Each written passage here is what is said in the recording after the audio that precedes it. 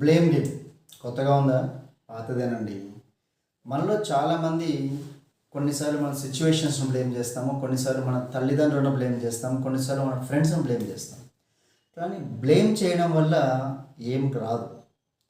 ఒక చిన్న స్టోరీ చెప్తాను మీకు, ఇక్కడ అర్థం చేసుకోండి.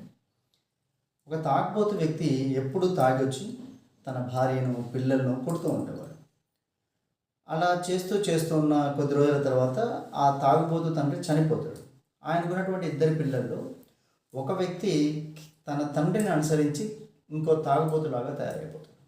కానీ రెండో వ్యక్తి తన తండ్రిలాగా కాకుండా ఒక గొప్ప వ్యక్తిగా మారుతాడు. అంటే ఇతనికి కూడా తన తండ్రిని చూసి చెడిపోయేటువంటి అవకాశం ఉంది, కానీ అలా కాకుండా ఒక ఉన్నతమైనటువంటి వ్యక్తిగా మారుతున్నాడు. కానీ ఇతను ఇక్కడ తన తండ్రిని బ్లేమ్ చేయలేదు. మా నాన్న వల్ల నేను ఇలా అయ్యాను, లేదా మా కుటుంబ పరిస్థితుల వల్ల నేను ఇలా అయ్యాను అని. కష్టపడి మనము ఏ స్టాండ్ పాయింట్లో నిలబడి ఆలోచించి డెసిషన్ తీసుకుంటామో అది మనల్ని ఉన్నత స్థాయికి తీసుకెళ్ళగలుగుతుంది.